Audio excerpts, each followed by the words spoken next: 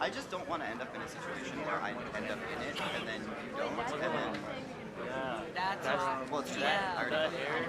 Yeah. His polka got better. Yeah, that's true. For you? Because I didn't realize you were gonna have a second talk.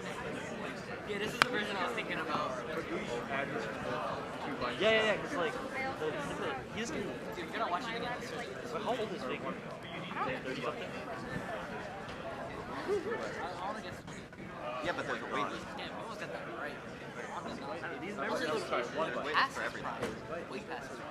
I was like, Oh, yeah. I think they moved some of oh, them. I don't apparently, know. like, you It's know the thing unclear. is like, oh, your brain doesn't develop past age 25, or like it stops developing. It turns out that study isn't like it's kind of a it's But I will because say, I think the cap of the people they studied was 25 years old. but I'll stop on that, People still learn past 25, but it's not a that study was just not done.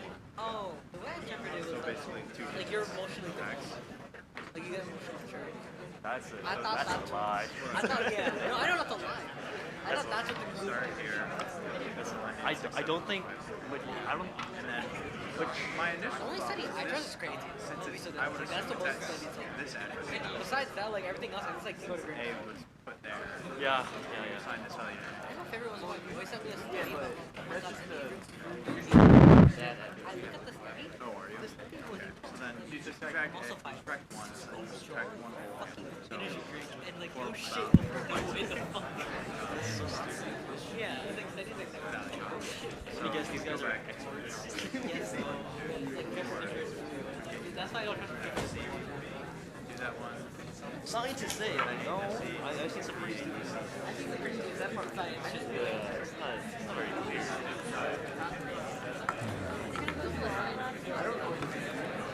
I was like, dude, they get paid a lot. But normally, I think the most concerning one I've seen. I think the most concerning one I've seen is like protein. it's not as long as it looks, but it's not sure. I don't understand because the Consumer Reports is like a lot of the popular ones that like Loki has considered. Maybe you start Granted, I don't know what any of the measures casting mean, this but I just know if someone says to a 32 levels of blood, I'll take it. thing. Maybe instead of this being like one whole address, this is only like this equals to you start here. Like what? Oh, okay. Like I'm like biased because I don't like I guess like So you would start it from 2. Which is, Makes sense? you don't want to do that with one. Based on what you hear, I like that. I feel like it's. All right, guys. Let's get the lecture started. Is that guy changed my check? Well, thanks. First, thanks for coming. I was expecting a little bit less people today, but you guys all showed up. Thanks for the effort. So today, we're going to talk about the two chains and application binary interfaces, the ABIs. Before the lectures, we're going to make a couple announcements. First, we managed to have more lab sessions assigned. There is one new one on Friday, 12:30 to 3:30.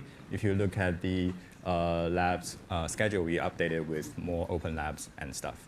We also able to locate one more, like overfloating lab space just across the hall to the current lab room. So we will talk more about it during the lab sections, but we think we should be able to accommodate most of the people on the waiting list. Is there still anyone on the waiting list in this class right now?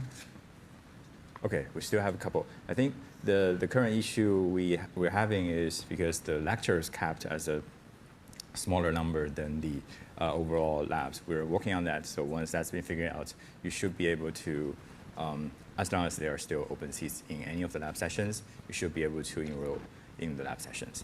And we, in the spirit of more lab sessions, we also happen to have one more IA, Amy Lee. I'm not sure if you guys know her. She took the class last year, and she did really great. So, we have one more strong members join the teaching staff team. Also, by the way, yeah, we also have the Google form for lab swapping.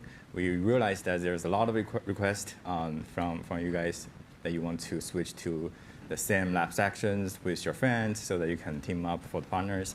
If that's the case, we instead of having you, all email us and asking questions on Piazza, we have this Google form generated. So you can just make sure you fill in your names and unique names. That's like very important. Otherwise, there's nothing we can do. And then put in your current lab sections. And we also allow you to select 3 of your top choices. And we will just do like a matching search and then see what's the best result we can have. So it's possible that on your official selections, you show up as a different lab sections, but we will use whatever we had internally after the shuffling and swapping using this form as the final version for you.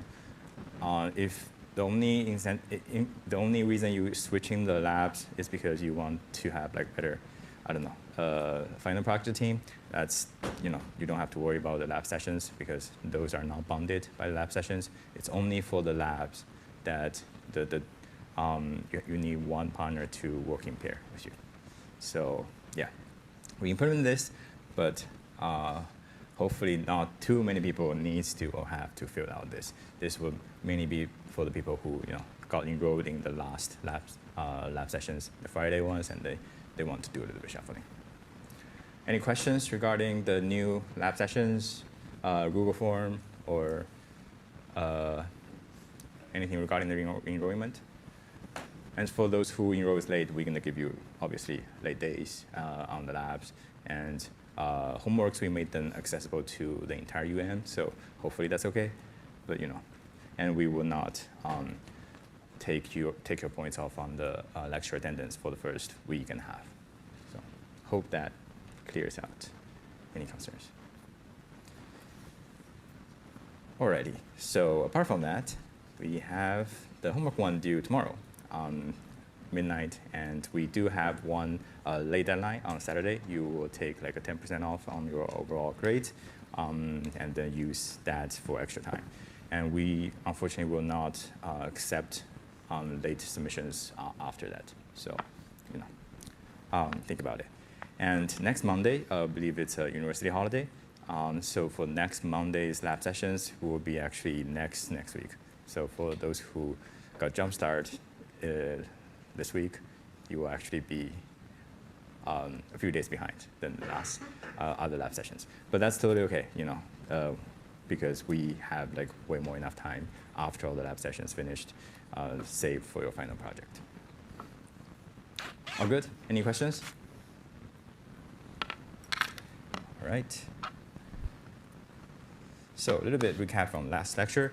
We talked about the background in the ARM architecture, and then namely like the ARM v7m and its instruction set architecture, the ISAs, some 2 ISAs, and then we talked a little bit about like the memory layout in the ARM architecture, basically unified memories for all the flash memory, SRAM, or any of the other external devices or peripherals or external SD card even. They're all managed in the same unified memory system. And for the registers, we also talked about that. Those are the register, or like the hardware components inside of the CPU cores that use to do all kind of calculations and manipulations of the data. And we typically have like 13 general purpose one and 3 special purpose one. The ones we're going to talk about today, actually. The program counter, link registers, and the stack pointer. We also talk about some of very specific instructions that's most relevant to our courses, the arithmetic and logic instructions, add, subtract, multiple, and the loads and stores, which is the main ways of interacting between the CPU cores and the memories, as well as the flow control and branching, you branch between the different function calls or subroutines. We did not actually get to the memory manipulation examples last lecture. If we have time today, we could do it. If we don't have time today, we'll just do it during the the exam review. So no worries about that. We did release those on the previous lectures slides. So if you have time, you can also look through that. Any questions from the last lecture? All good? Perfect. So So today we're going to talk about mainly the two things. First is the two chains, the assembly program and two chains, which more specifically we're going to talk about the GNU two chains. And then some of the more specific tools and labels like directives, labels inside of the assembly code, as well as hopefully with like one or two examples. The second part would be around ABIs. Those are the kind of set of rules and agreements are made to define how the different parts of software components, like object code, like imported libraries, or some of other piece of code that written by different, that compiled by different compilers, how they all work together in the same, on a very specific platform. So there's no like conflicts, addresses, or like which registers to use, etc. And more specifically, we'll talk about like the registers for caller and callee safe, and the link register and stack pointers. What do they do, and during the subroutine calls.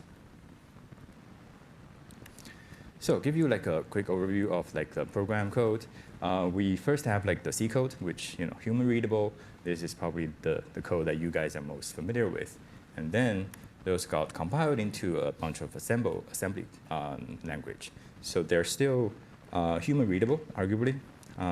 You know roughly what they do, a little bit, and then it's kind of like a textual representation of the instructions. And within this, you already see a lot of like hardware dependence. For example, like the label loop, the check, they all exist in this level, but for the hardwares to know, what are they? There is still a gap there. And then in this assembly process, those things will be figured out. And basically, there were a bunch of things happening, but for example, one thing that, for example, like the labels we have, they will be translated into actual memory addresses so that the entire thing can be transferred into like 0 and 1s. Those instructions, we all know that they can be directly mapped to a machine-readable instructions, right? And then in this assembly process, all those labels, they're going to be swapped with the actual 0 and 1s for memory addresses as well. And then in the end, we have a machine code and in binary. So usually, most of these processes are abstractive on you. So good for you. You guys probably used some of these IDEs before. Most of them like GUI-based. Some more advanced guys, you use terminal directly. But essentially, they do the same thing. So for example, like this cube IDEs, they handle all these, they handle the compile and assembly process for you. So you don't have to worry about them. But we do want to look a little bit inside of them. Maybe not so that you can actually write machine code, obviously. Obviously not, but to give you a sense what's happening after your C code got, after you hit the enter when you say GCC something. So yeah, there are also a bunch of other development tools out there with IDEs or various different implementations. And you will probably notice that if you look very close, a lot of them have the term GUI, GNU, GNU, and with the GCC. So this GNU is actually a project, like done by a free software initiatives by a guy called Richard Stallman. He's actually from MIT, and when I was there doing my PhD, he sits one floor above me. He's a very fascinating character, and he had this vision of everything should be free on the program side. So he's like the #1 revival for Google and all those companies that make money.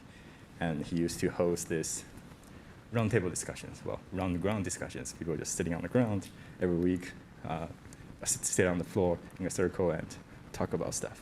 It's very fascinating. But he had a vision, and then he led a bunch of people and created these type of projects, and that benefits all of us to be able to develop our to convert the C code into machine code that works on various different hardware platforms. So, applause for that. Yeah, so this GNU ARM-based embedded toolchain is the one that specifically we're going to look at. They have a bunch of tools inside. It's a collection of tools. Some of the ones that are most relevant to us first will be like the compilers. This is like a cross compiler, so it can compile C, C++, and a couple other languages into machine code for the ARM architecture. They also have this utility, the binary utility. This is for creating and manage like binary programs, like imported libraries, profile data, and some other assembly source code that you import or take from. You also have the debugger, so the GDB, which that supports remote debugging of the embedded targets. As you probably notice, a lot of these embedded systems, they don't really have a screen, and it's going to be very hard if you, to read data from them. So this is also a very important tool of them. And we have the libraries. The new lib is actually a lightweighted standard C libraries for the embedded system. Any questions regarding these concepts at all? OK. Cool. So the whole toolchain process looks something like this. I know it's a little bit mess when you're looking like this way. And some of them happen in sequence, but a lot of them actually happen at the same time. But basically, we have the C files, the compiled assembly files, and the assembled object files. And the GCC compilers will use the link script here, which usually is used for memory layout or like figure out where to put all these in different actual memory locations. And sometimes they are called like makefiles, which is probably something you're more familiar with. But this is essentially what this process is going to do. Transfer from the C code all the way to the machine code. And to give you like an example, let's just say like the code is compiled, and then we have this example assembly program already. And then after the compiling, the next will be like the assembler or like the assembler's job. They have a bunch of jobs to do to turning this into a machine-readable binaries. First, they have this type of helper functions called derivatives. These tells the assemblers what to do, like some of the global spaces or spaces to be assigned in specific memory address, etc. We will talk a little bit more later. And then we also have those labels. So these labels actually represents to the places in memory where you're supposed to go to. Like these are pretty much like like different functions, different subroutines that you go to if some of the branching happens. And then, of course, we have the core code. And all this three part, we're going to go a little bit in more detail in the next slide. First is the derivatives. Basically, they are different types of directives. Here, we can just show you those two examples, like the spaced and byte. So what that does is it tells the memory to reserve these amount of space and then give them all zeros for the dot space. And for the dot byte, it may they allow you to take data and place in that particular location in the memories. You don't have to remember all the actual thing, what each of these syntax represented for. We have like the assembler menus for you, but just to give you some general ideas on what this typically do. In general, like directives are special instructions, happens usually at the very top, or commands in the assembly language that are typically not executed as part of the program itself, but they provide like some guidance or controls for the assemblers to have where to allocate or where to allocating in the memory space, for example.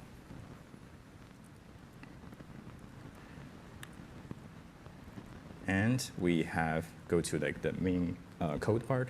We have this move function here.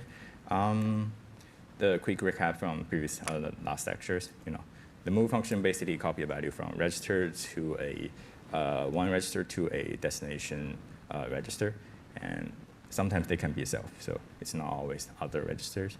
And we have different variants of this with suffix. For example, the move wide, it writes an immediate value to the destination register, and it will zero out the top 16-bit.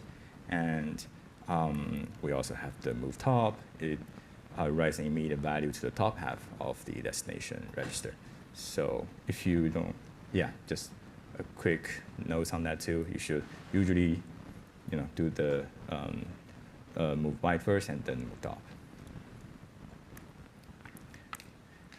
And these are the directives that's being referred by these functions. And then they basically take whatever the value that was at the data. But you notice that the actual data here is, so the value that we put in that data label on top left, it's not actually the data that put into that location. It's saved a memory location into that data space, and it's whatever the data we put in, whatever that address is, location. But when it's when they load it, it's just loaded that address. So if you guys remember something about pointers stuff, there's a link here. But anyway, these are, like I just said, different, these prefix in the directives, for example, like lower 16 or upper 16, it allows you to get the half of the 32 bits constant from the data. In this case is the memory address that's put into that data label. Yeah. Can you explain in the data, it says like byte, it has 4 numbers. I didn't really understand what, like, is that all a single 32-bit or? They are in bytes. So actually these together will put in like 32-bit data together instead of each one have 32. And you can represent them in decimal or hex. Yeah. So but kind of building off of that, is when you just have like bytes ordered like this, is the endianness, how is that here? we always assume little endian, but in this way the lowest goes to but depends on the actual endians of the system. Yeah. So lower, well, I guess endianness doesn't really matter. It's still the same thing. Yeah. Okay. Okay, so here we have, well, the load function. This is slightly different from load from like what we talked before. These are different types of load. This actually does is it loads the register byte. So in this specific case, it does not load the value that's stored in that data address. It loads the address in that data space for the upper lower 16 and upper 16.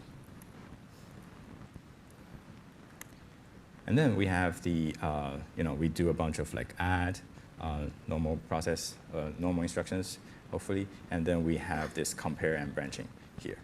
And those are, as you probably remember, they just tells you if they're equals to each other. If they are, it goes to a different address or goes to a different, it basically goes to a different label or different memory address for the instructions.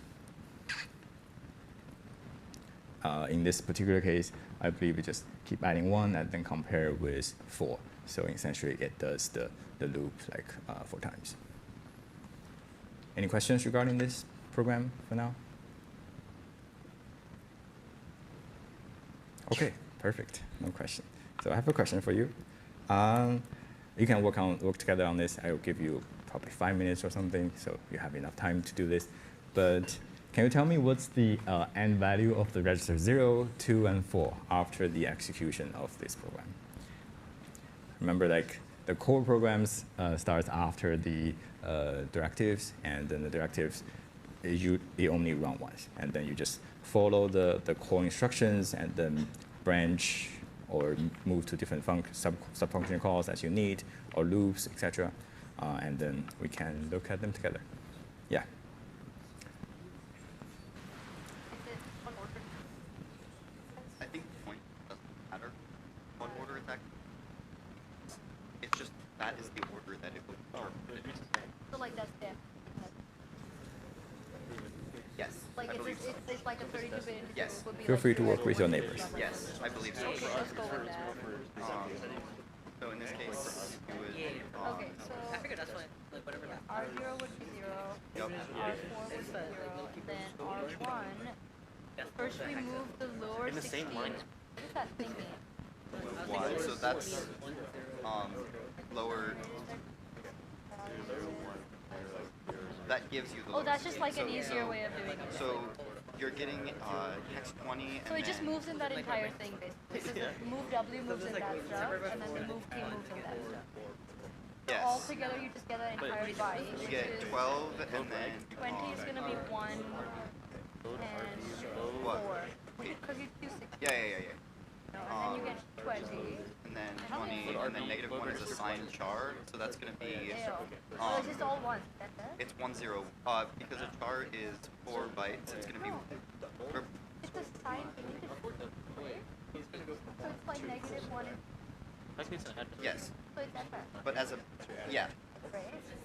yes. Right. Okay. Okay, let me give a, just so you don't have to do the actual, that was whatever that was represented to. Give you some hint here. And then we were asking for register 0, register 2, and register 4.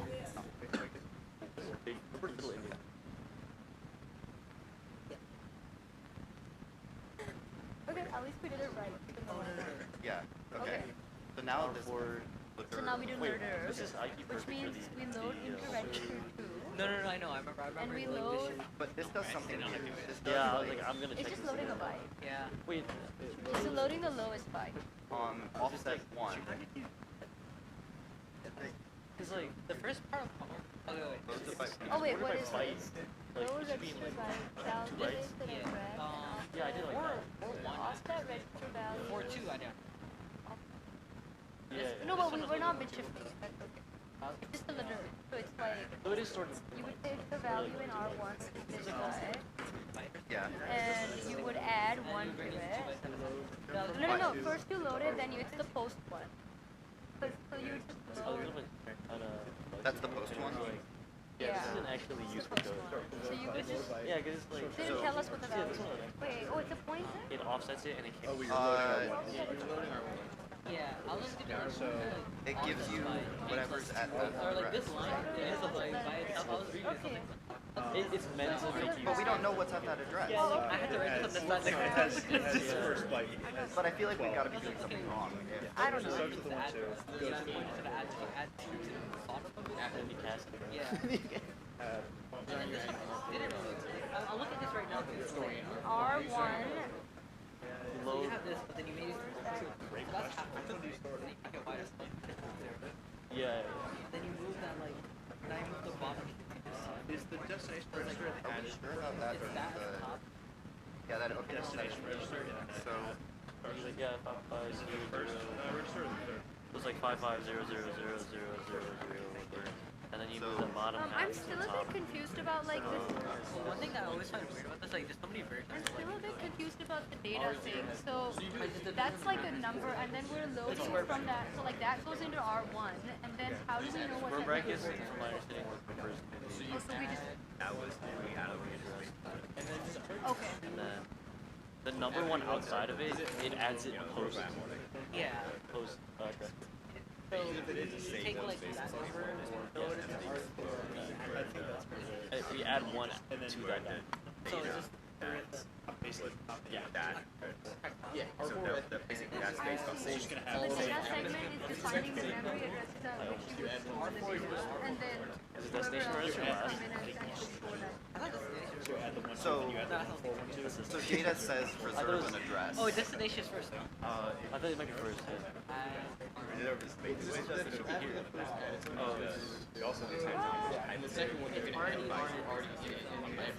Yeah. Could you have, so is data a special directive, or is that just a label? It's like a Any number, like M is just. N is the any number. Oh, it's just a label, okay. So you could just have dot byte without a label. Okay. I think. Like, if we could get rid of... Or M just like being moved. That's Yeah, like that's what I. Yeah, I think that's better when I break that down. and then D is destination. So we can have. I think you're only loading the already back in. What is it? So you like load it. Oh, it's zero. Sure, yeah. R4 is just zero. Everything is zero.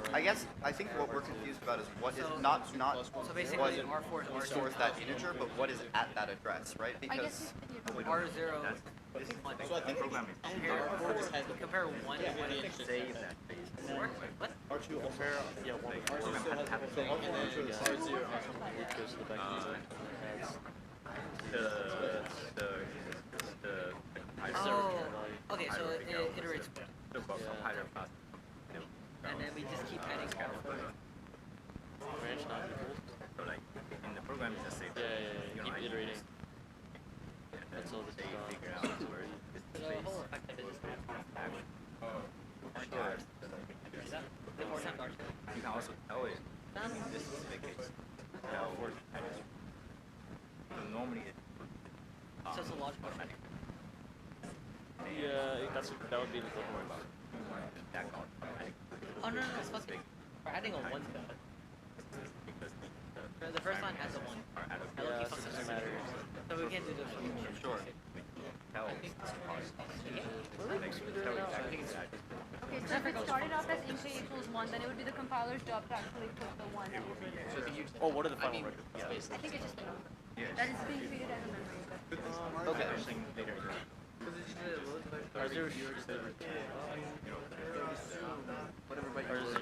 Right. That's our. Oh, yeah, I think it's us. Yeah, okay. Yeah.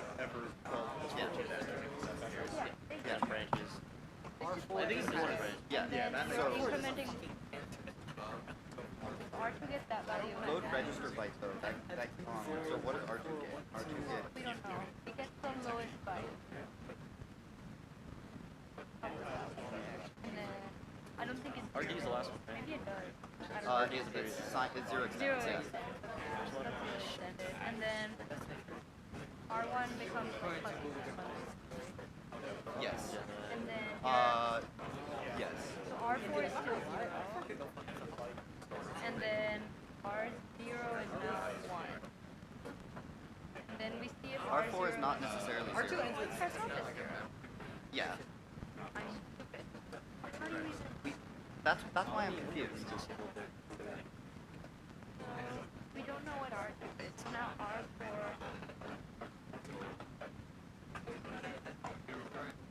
So what I understood is that data is just a number. Am I? And in this case, it's a memory address. I'm not But it too keen, wouldn't right? We're have. adding like. It's just Yeah, a memory I address think- because we're using it as Well, a I don't think data is But that's the only thing that changes the last one. Agreed, you're right. So data Data is is just a a label. label. And then dot byte is just a way of saying this is data in byte. Yes. And then you can just use it. And But- in this case, since it's being stored in the R1, you can use it as something. That's why. But it can't be. Yeah, but So the does way we're like 270%. what he said at the end was kind of Because I'm like, It's right. is it overflow or no? load register byte, and I was back. No. Because I was like, F plus F is like fucking 30. And that's opposite. Yeah. Then we would add. Well, doesn't it sign? Wait, am I wrong for saying like we're Yeah, see, adding that's- F yeah. to F? Because like when we iterate the second time, because then we're adding R4, which now stores at F01. And then we added, Space, maybe the space is doing magic But that R2 we haven't is understood. just. now it's gonna be 14. That's why I'm like, 'cause that's like really fast. It might be signed. Or it might not sign for like zero to zero. Yeah, 377. It'll just be over. So that's the only thing you look at. Yeah, it's like just, yeah, that's why I'm just Just an empty gap. I'm just fucking fuck this, bro.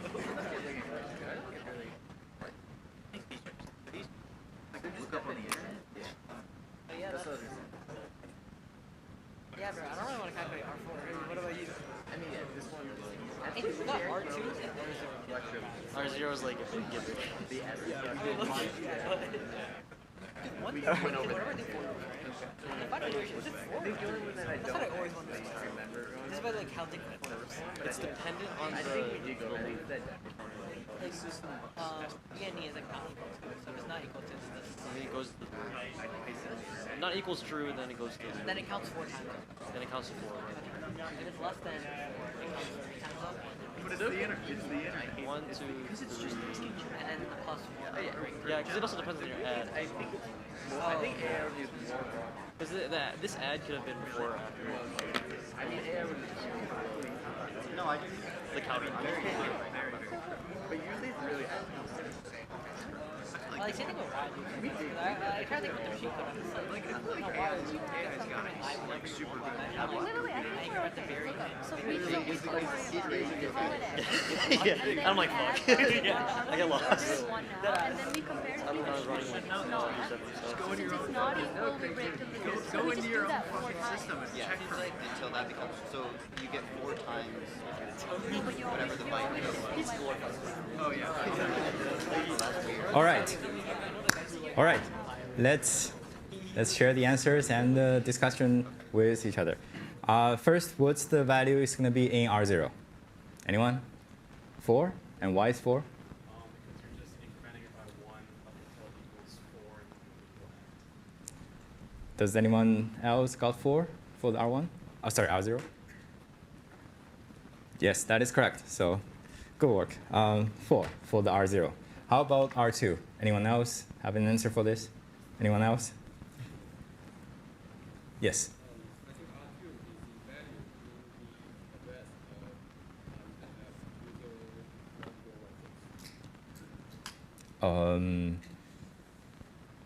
the best So notice that the command here, the load RB, it's actually load registered byte.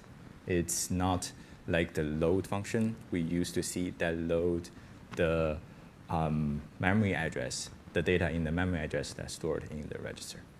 So also at the moment, we actually don't really know what's being stored in that address, at least before the program starts. So those spaces are basically being like a memory space that's being saved for this program to use. Any other answers for the R2? Yes? Would it be like whatever's stored at that address will be the highest byte of that and zeros? Yeah, exactly. So it would be FF, essentially, -1. The top byte from the, wait, did anyone get that? You did? Okay, perfect. Any questions? It could be just be like the top versus lower, yeah. Wait, I thought it was going to be like whatever's at the memory address 0xFF, not like FF itself. Because aren't you loading byte from 0xFF? Mm-hmm. So You mean like- talking about the load register byte? Yeah. Yeah, the load register byte is just loading the address itself. It's not loading the data that's stored at the address. The normal load would do the data that's stored at that address. This is probably not an actual program that you will write, but imagine if you're doing pointers, right? If you're loading the data or you're loading the pointer address itself. If you can think about it like that. Yes. I think my point of confusion is just if you go back a couple slides to the definition of load register byte, Mm-hmm. it says that it loads a byte from memory.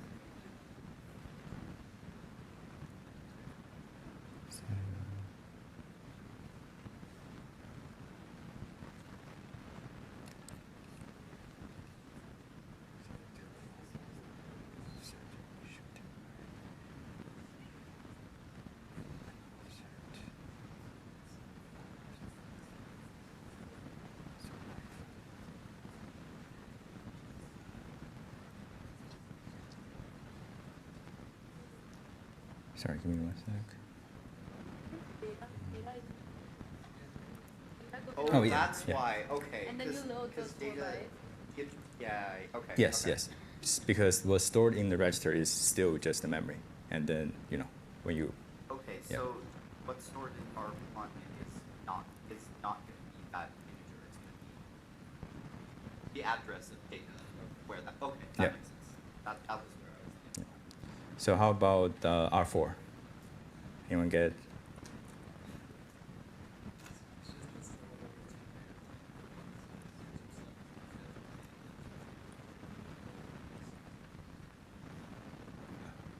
But then you add, yeah, just add, yeah, exactly. So you have the 145. So the 14, and you add 3 to it.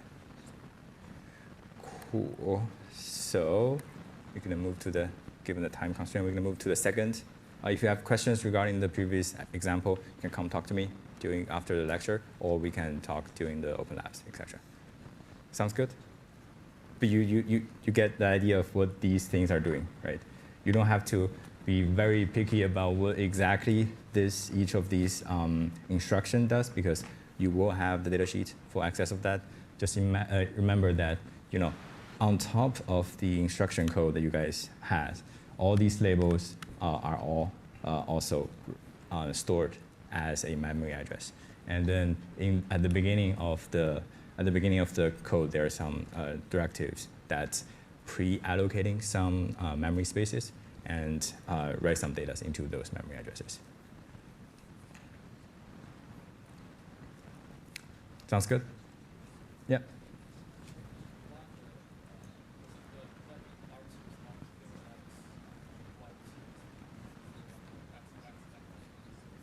Sorry, can you say one more time?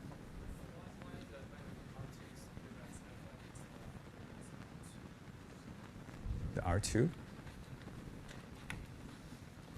The R2 loads the last bit of the top byte of the -1, right?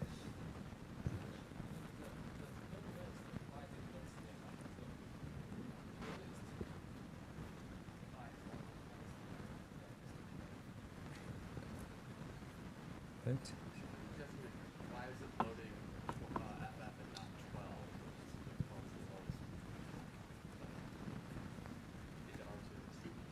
In the R2.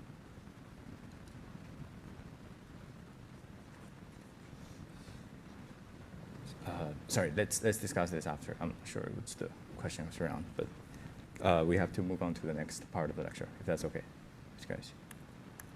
Okay, so next we're going to talk about the ABIs. So ABIs are essentially the application, the agreements between the programmers on how we're going to structure the function calls.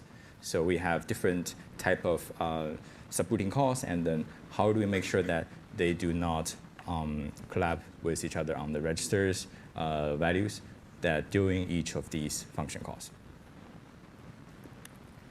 The rule of thumbs here is basically, this is usually because we have like a limited register spaces in the CPU cores for us to work on the immediate instructions. So when we switch from one function to another function, we will need to store those things, safely store those things somewhere else. And then we clear out register space for the current instructions to execute for the current routine calls.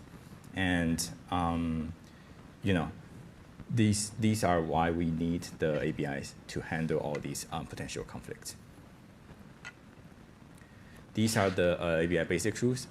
First, the subroutine must preserve the content in the R4 to 11 registers.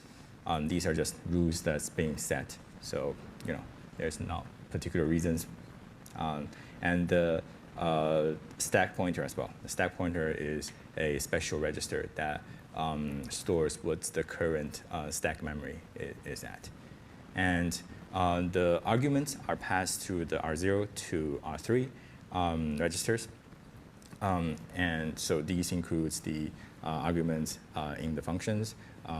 So if you need more arguments, it will be able to put a pointer in the memory in one of the registers to load all those. We wouldn't worry about those later. The return values are by default just placed in R0. And if you run a space, it would do R0 and R1 if it's 64 bytes. Also, the program will basically allocate the space on the stack as needed and use it as needed. So if you have like some work in progress values you already have in your registers, you just store that in the stack and then clear out the registers. And then when you come back to this function, that will load back those values and then continue the previous leftover progress. Give you a little bit more details on this. So basically, the bottom four here, the R0 to R3, they're not saved. These are just the most frequently used registers. They're the default value where the function subroutine calls arguments going to go in, as well as where the return value will go as well. So for the registers, the red ones here, the R4 to R8 here, you have to the callee must to save them.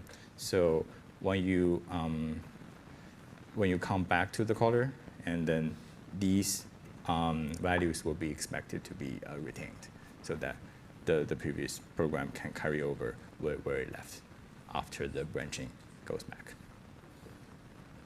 And then we have the like R9. We don't have to worry too much about it. It's a very specific register for a for the environment. It's for like a thread. We don't need to worry about it for now. The R12, it can be used as a linker. It's like a scratch register between like a routine calls and like any subroutine call it calls. So if we have like multiple ones, but the most important ones are the R0 to R3 that just make sure you don't store any important data in it. If you go to a different subroutine function calls, and then also like the callee, make sure you save all the content from the register R4 to R8 before you would do anything to them. Yeah. So does ARM7 not color save? Which one? Sorry. Does this API not color save any registers? It says callee save. Yes, there are some color saved ones, but we will get to that. Yeah, like the for like link registers and stuff.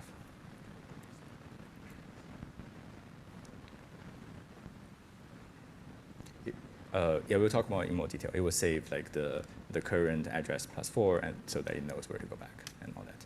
So this is just give you another view on this. So the input goes to the by default R0 to R3, and depends on how big is each of the arguments, it can break up these registers as needed. Similar as the outputs after the subroutine calls. These depends on how big the return value and how big the return value is. You can give them however length of the output.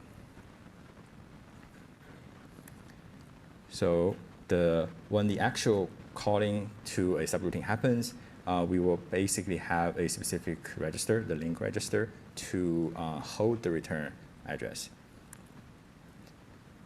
So basically, before you goes to the subroutine call, or before you move to another label from the perspective of assembly code, you will take whatever value in the current PC program counter and then +4, and then store that in the link register. And the program counter will go to the subroutine, like the subroutine calls address. So in the sense, this is what the caller saved. And when you do exiting a subroutine calls, the PC, the program counter, will change to whatever the value in the link register, and then go back to that value. Any questions regarding this? Which part is being saved during, before and after the subroutine calls? Before subroutine calls, the program counter address +4 being saved in the link register, and then we go to the subroutine call, and then yeah.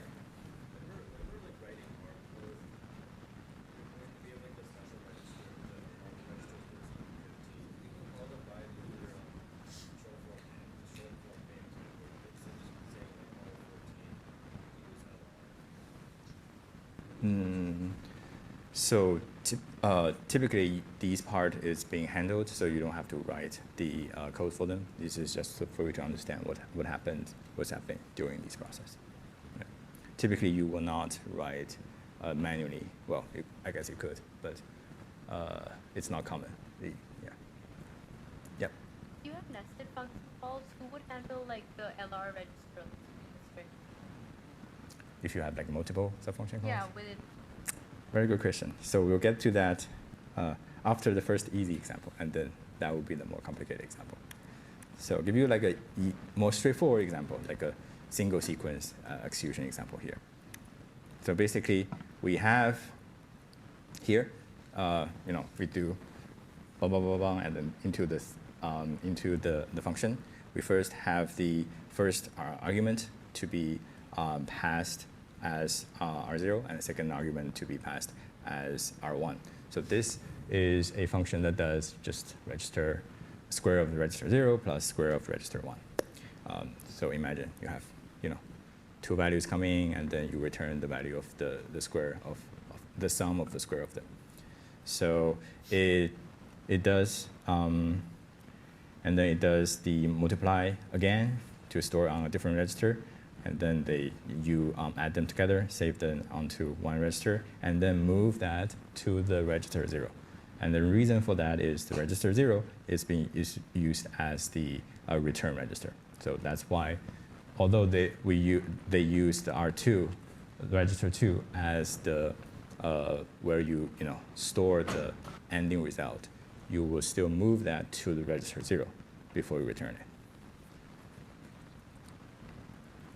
Any questions on this so far? Hope that makes, yeah.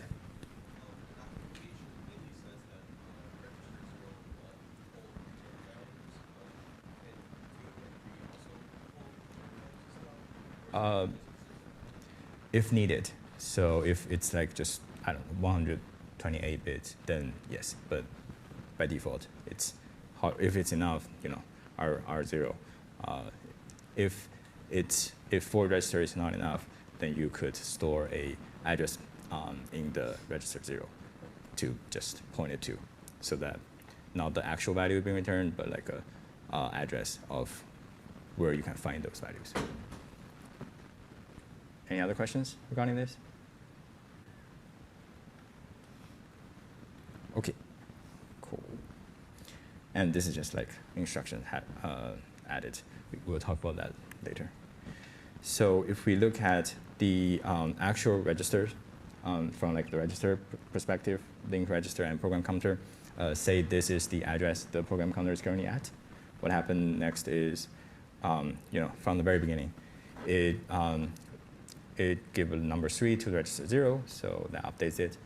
Number 4 to register 1, and then we go to the branch to the SSQ function.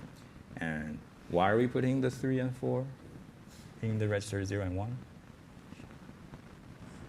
Yeah? Yeah, because those two are the registers that take the argument. So that's where you put the value you want in. And then the program will start to, well, before the program actually starts to executing, what it does is it take whatever the value in the program counter, the PC here, 130, and then add 4, and then store into the link register. This is just so that when we return, we don't spend one extra step, or like we don't get into like this deadlock that we just keep doing the same thing. So it gives the whatever instructions that happens next. Sometimes these instructions will never be executed, but that's fine. So in this case, it will be. We'll see that. And then we go to the actual subroutine calls, and then we do the multiplier, and then we do another multiply, storing different register, and then we add them together, and then we basically update the value onto the R0, because the R0 is the register that stored the return value. And then we exit. So what happened here is it copies whatever the program counter, the PC register, copies whatever the value from the link register, and then execute whatever value is in that in that address, which is move the R0 to R2. And why we do that? Because the return value was stored in R0, and what we want from the code is, in the end, this value is stored in the register 2. And program ends. Any questions regarding this?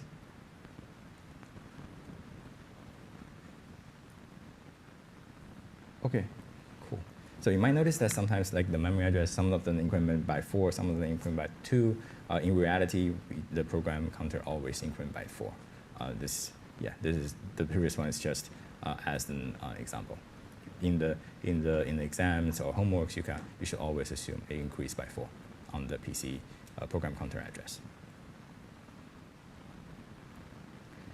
Okay, so next we're going to talk about the stacks.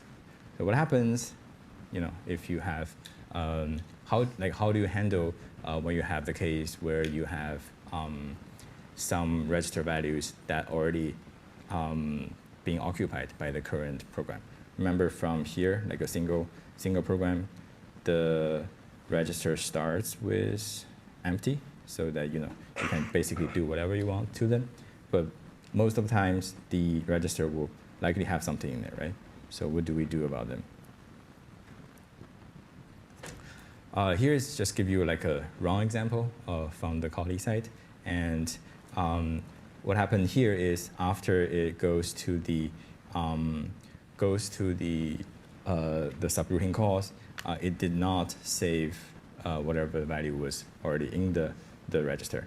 And then it just directly putting new number into it and does its own thing. And when it's ended, it used to be a R4 value, and now it's going to be a different one. So the correct way to do this is, so once you go to that subroutine call, in this case it's full, and then you will first push whatever value that's on the register 4.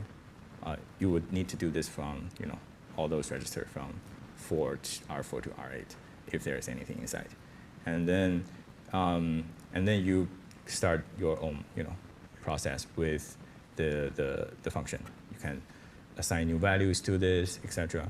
And then at the end, after you're done with everything, you pop the value back to R4.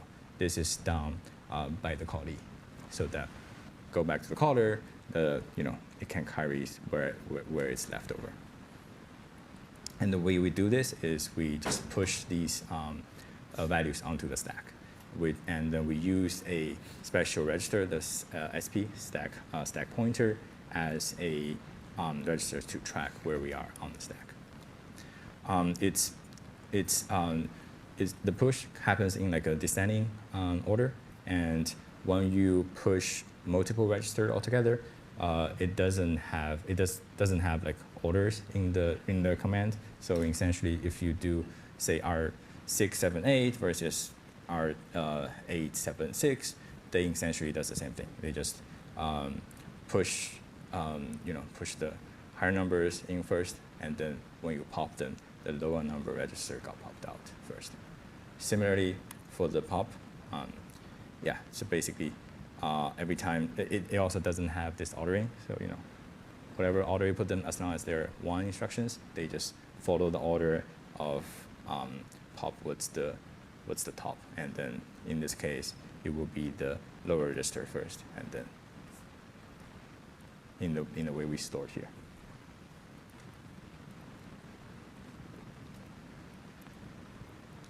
So to give you a little bit more visual here, when the command push happens here, what it does is it pushes the stack pointer down, and then in the order that it would do the lower register.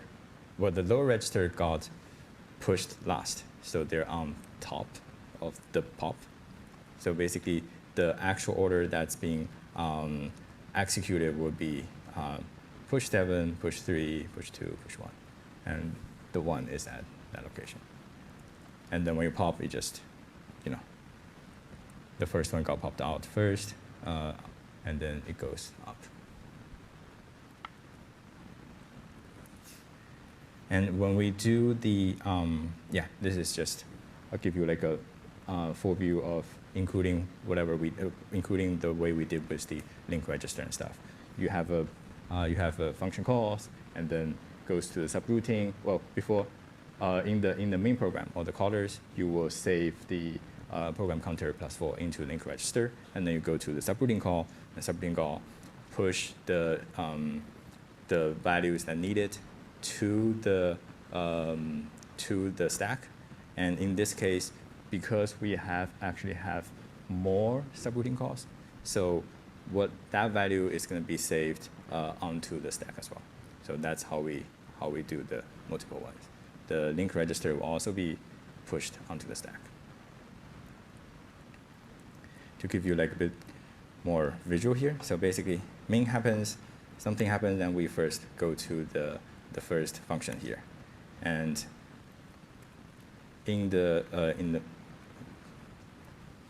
so this would be like a routine between all these function calls. The first calls first, and then immediately it needs to be subroutine to a secondary subroutine functions. So immediately it pushes whatever in the link register to the stack, and then so that we can replace it with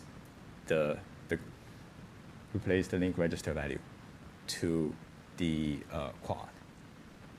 And then after we go back from SQ, we first pop the link register value. We go back to, we first go back to the link register value quad, and then we pop back the previously saved one, and then we go back to the main. To give you like a more visual ones here, the SP here is just the stack pointer. So we're doing, we just like, give a register value on the R2, and that's because that's the argument for the subroutine calls. And then we go to the first, the quad, and then that will give the program counter +4 into the link register at that step. And then immediately we need to go to another subroutine call. So it will push the value of the linked register, what's saved in the linked register, onto the stack pointer.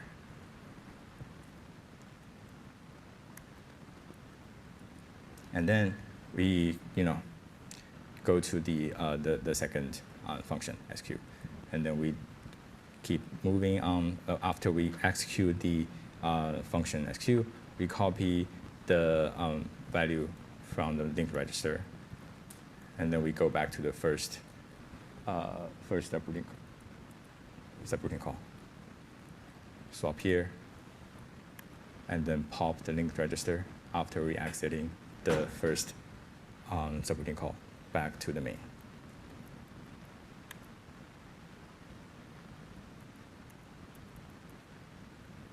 And program end. Does that make sense to you guys?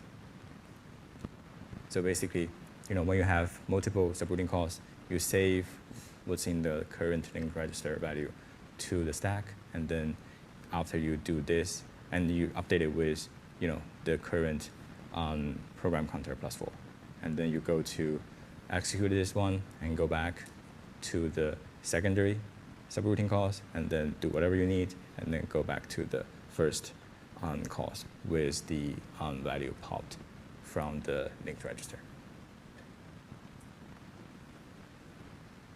All good? And this part was handled by the caller.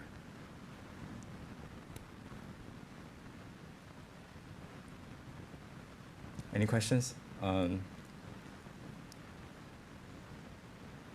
Okay, perfect. So let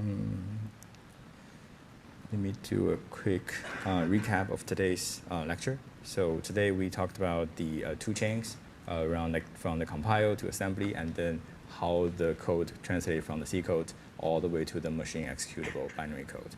And then we talk about the directives and labels inside of the assembly, and how they got eventually allocated into the memory space.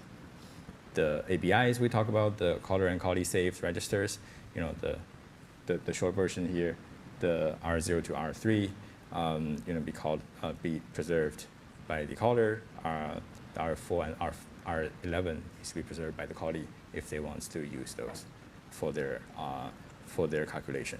And then we also talked about like the link register and stack pointers are used during the subroutine calls.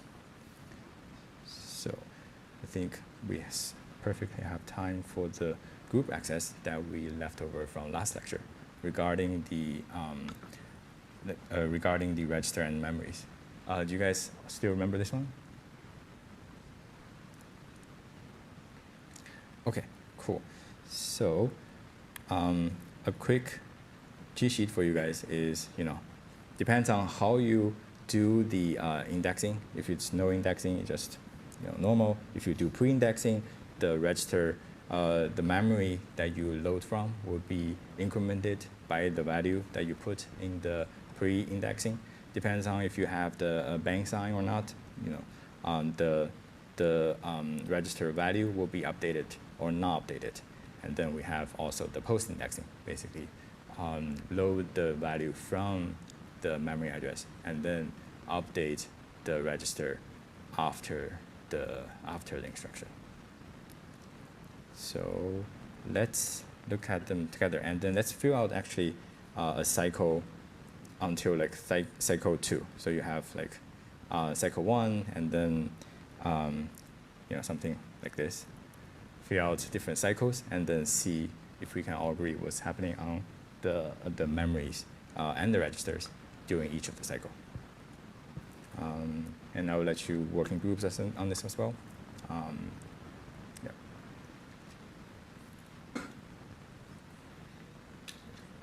Go up there.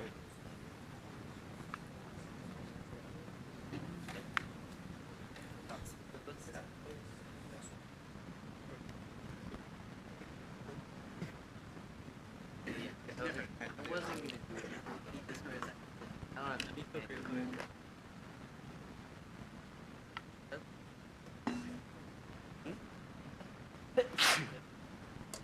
Yeah. Or register one into R4.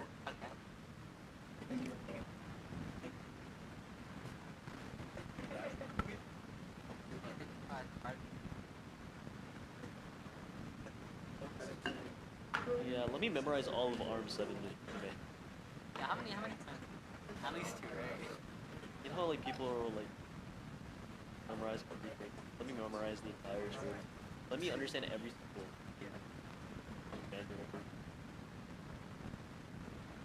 So, the store all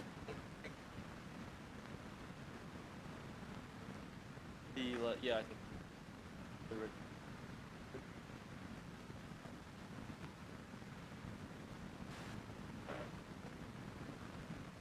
So we have our ES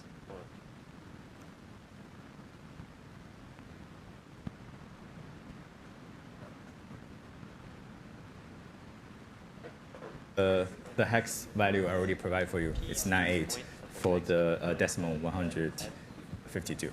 So when you move that value to the register 0, that's the value you're going to get. I key it's just like a Word document and do it. It's not a Word. It was a Word document. Not a Word document. Image to Word document. Can we make that a image to Word document? I like that. You know, like Yeah, 15 times. Just think about how you express it. That's one of our projects. You're about Yeah. Image compression, and then how old are you, brother? in DSP we learn how to use. We learn how to take diddles in the front. The one's pretty good. You just gotta actually oh yeah, my friend was talking about that. it's so good.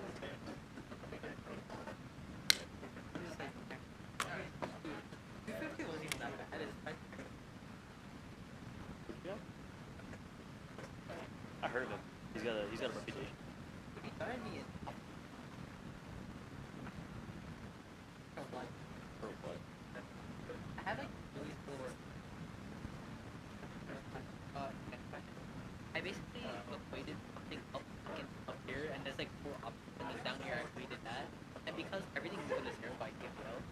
technically did.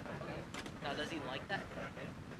I tried to petition to get most of the points back because I technically did everything correctly. I just fucked up my algebra. I think I did 200 divided by 40 is. So that was like a really stupid part. But he got really mad at me. He said, "I can't pull this shit off ever again, especially on the final. Like, you change the final 2 times." And I'm like, yeah, that's the longest 5 I've seen in the class like 3 years. I mean,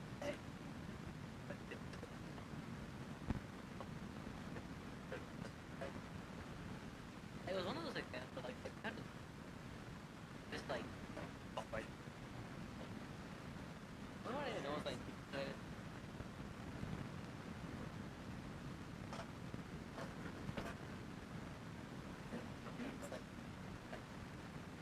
I forgot what that key was.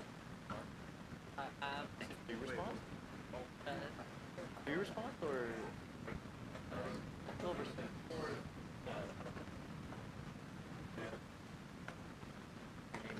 Oh, it's a frequency. That's what I was trying to remember. There's like so many ways to describe your karma. Yeah. What ways to describe the same thing? I don't actually know. I wish I did. I like that. No, I played the game. I mean, like, Math is fun if I have enough space. Yeah, that's true. If you have time and space. I wish I never started math here in Calc 3. I think after taking Calc 3 in school, I like genuinely hate everything. You do work and everything. Calc 3 was like my balance.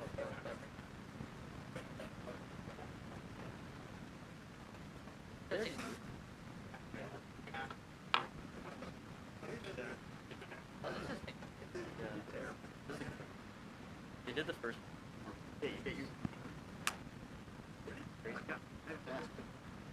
This still stores to this plus the offset. I know it posts increments of this. Give me some trees. I know it posts increments, but does it still store the offset? That's what post means. Do the R0 Oh, it's gonna be so easy. store to the Oh my god. you store without the addition of the addition. That's the thing. Yeah, that makes sense. Yeah. Post But I don't know, man. I got the whole left side of the thing to play. so you would store to R0. Okay, It's gonna be so easy. The episode? Yeah. My friends are trying to watch party tonight, but I'm like, I like have class at 9 p.m. bro. I didn't. Then I have to wake up at 5 a.m. to I got like 2 hours. You go to that party. You go to that party. Yeah, bro. Like, I gotta see. I did it earlier. Like, it was like the top 2 memory addresses were like the same value. 64, I think, 58, whatever. Like the next 2 were 68, and then it just like goes up.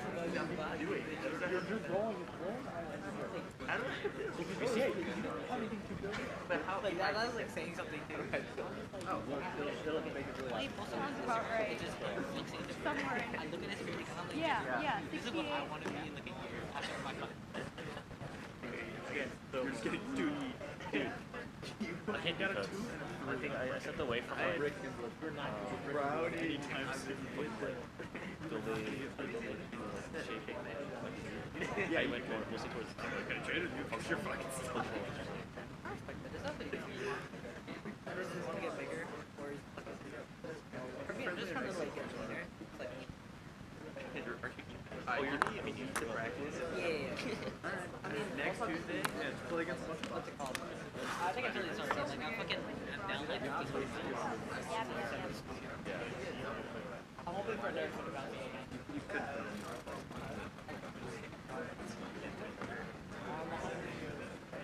I start off. Guys, I turned off film. So like, Tucker has it. That's a lot of progress. That is a lot of progress. I think like for my height, Sheep. Done. Right.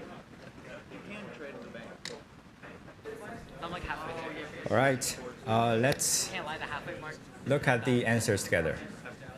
All right, so for the cycle 1, so what basically after the cycle finishes, how many first, where is the memory? How many memory addresses is going to have value in them? Where do you have them until? What's the memory address that has value after the cycle 1? Anyone? How many values were stored into the memory? Yes. And no, to the memory address, to the A0. And why is that? Because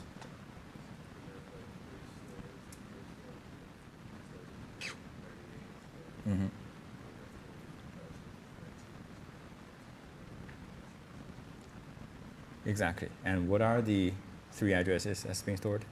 Is there any of the 2 or just all incremented by 4? 4.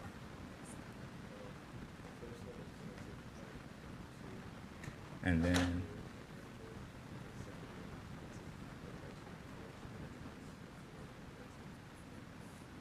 and how about the third one?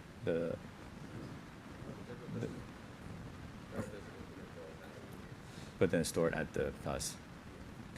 Yes, exactly. So the first cycle will store up until the A0 because we have in total 3 stores, and each stores conveniently added 4, despite, regardless it's post or after. So next is going to be the tricky part. How about the cycle 2? Where does the cycle 2 start? Right. Let's find someone else. Anyone else? Which address the cycle 2 start? Like, what's the store instruction in the cycle 2? First one writes into which address? Yep. And the reason for that is?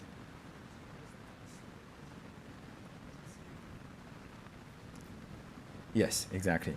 So imagine, so remember, like, you don't have the bang sign, so that although when you do the store or load in that case, the actual address you're going to look at is the register value plus 4, but that does not update the value in the register. So where is the cycle 2 going to store until, in this case? Which memory address is the cycle 2 going to save until? Anyone? Yeah. A8, yes. And the value will be saved is, okay, different person. Anyone? What's the value is going to be saved? Yeah. And the reason for that is?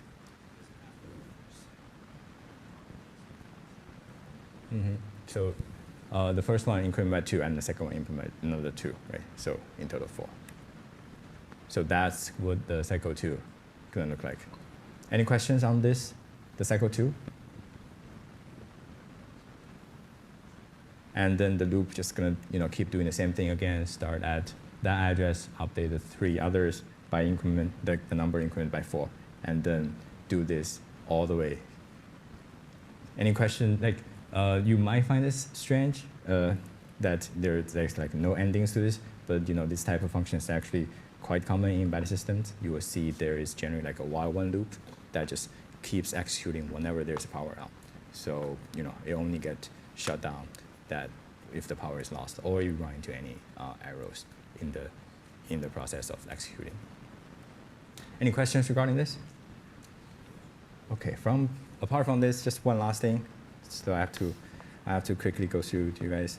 The electronic components of the day, batteries. There are different types of batteries. The normal AAAs or like coin batteries, they typically have like 1.5 volts.